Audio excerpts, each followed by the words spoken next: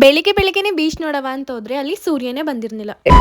Welcome to part 3 of new year. ನಾವು ಮುರುಡೇಶ್ವರಕ್ಕೆ ಹೋಗ್ಬೇಕಾದ್ರೆ ನೈಟ್ ಎಲ್ಲ ಜರ್ನಿ ಮಾಡಿ ಅಲ್ಲಿ ಮಲ್ಪೆ ಬೀಚ್ ಸಿಕ್ತು ಅಂತ ಮಲ್ಪೆ ಬೀಚ್ ನೋಡವ ಅಂತ ಹೋದ್ವಿ. ಆದ್ರೆ ಅಲ್ಲಿ ಬೀಚ್ ನೋಡವ ಅಂತ ಹೋದ್ರೆ ಇನ್ನ ಸೂರ್ಯನೇ ಬಂದಿರ್ಲಿಲ್ಲ. ಮೋಸ್ಟ್ಲಿ ನ್ಯೂ ಇಯರ್ ಪಾರ್ಟಿ ಮಾಡಕ್ ಹೋಗ್ಬಿಟ್ಟಿದ ಅನ್ಸುತ್ತೆ.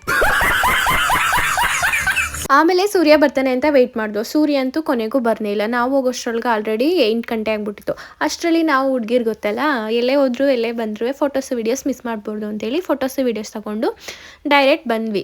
ಅಲ್ಲಿಂದ ನಾವು ಹೋಗಿದ್ದೆ ಮುರುಡೇಶ್ವರಕ್ಕೆ. ನಾನಂತೂ ಮುರುಡೇಶ್ವರ ಯಾವತ್ತೂ ನೋಡಿರ್ಲಿಲ್ಲ, ನೋಡಬೇಕು ಅಂತ ಹೇಳ್ತಿದ್ದೆ. ಅದಕ್ಕೆ ನಮ್ಮ ಯಜಮಾನ್ರು ನ್ಯೂ ಇಯರ್ ಪ್ರಯುಕ್ತ ಮುರುಡೇಶ್ವರಕ್ಕೆ ಕರ್ಕೊಂಡ್ಬಂದ್ರು.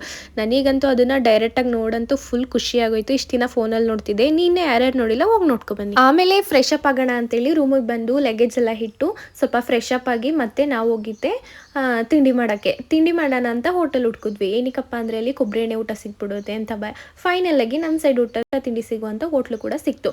ಅಲ್ಲೋಗಿ ನಾವು ಆರ್ಡ್ರ್ ಮಾಡಿದ್ದೆ ಮಸಾಲೆ ದೋಸೆ ಮತ್ತು ಇಡ್ಲಿ. ಊಟ ತಿಂಡಿ ಮಾಡಿ ನೆಕ್ಸ್ಟ್ ನಾವು ಬೀಚ್ ಹತ್ರ ಹೋದ್ವಿ. ಬೀಚ್ಗೆ ಹೋಗ್ಬೇಕಾದ್ರೆ ಆದಿ ಕನ್ನಡ್ಕೋಬೇಕು ಅಂತ ಹೇಳ್ದೆ. ಅವ್ನಿಗೆ ಕನ್ನಡಕ ಕೊಡಿಸ್ಕೊಂಡು ನಾವು ಅಲ್ಲಿಂದ ಡೈರೆಕ್ಟ್ ಬೀಚಿಗೆ ಹೋದ್ವಿ. ಅದಾದಮೇಲೆ ಬೀಚ್ ಹತ್ರ ಹೋಗಿ ನೋಡಿದ್ರೆ ಏನು ಬರೀ ಒಂಟೆಗಳೆಯ. ನಾನಂತೂ ಒಂಟೆ ಯಾವತ್ತೂ ಡೈರೆಕ್ಟಾಗಿ ನೋಡೇ ಇರಲಿಲ್ಲ, ಇದೇ ಫಸ್ಟ್ ಟೈಮ್ ನೋಡಿತ್ತು. ಆಮೇಲೆ ಒಂಟೆ ರೈಡ್ ಹೋಗೋಣ ಅಂದ್ಕೊಂಡೆ, ಯಾಕೋ ಬೇಡ ಅನಿಸ್ಬಿಟ್ಟು ಡೈರೆಕ್ಟ್ ಬೀಚಲ್ಲಿ ಆಟಾಡೋಕೆ ಹೋದ್ವಿ. ಅಲ್ಲಿ ಸ್ವಲ್ಪ ಹೊತ್ತು ಆಡ್ಕೊಂಡು ಮತ್ತೆ ನಾವು ಹೋಗಿದ್ದೆ ರೂಮ್ ಹತ್ರ. ಮುಂದೆ ಏನಾಯಿತು ಅಂತ ನೆಕ್ಸ್ಟ್ ವಿಡಿಯೋದಲ್ಲಿ ಕಂಟಿನ್ಯೂ ಮಾಡ್ತೀನಿ. ಈ ವಿಡಿಯೋನ ಯೂಟ್ಯೂಬಲ್ಲೂ ಕೂಡ ಅಪ್ಲೋಡ್ ಮಾಡಿರ್ತೀನಿ. ಲಿಂಕ್ ನನ್ನ ಇನ್ಸ್ಟಾ ಬಯೋದಲ್ಲಿರುತ್ತೆ, ಹೋಗಿ ಚೆಕ್ ಮಾಡಿ. ಮತ್ತೆ ಸಿಗುವ. ಬಾಯ್.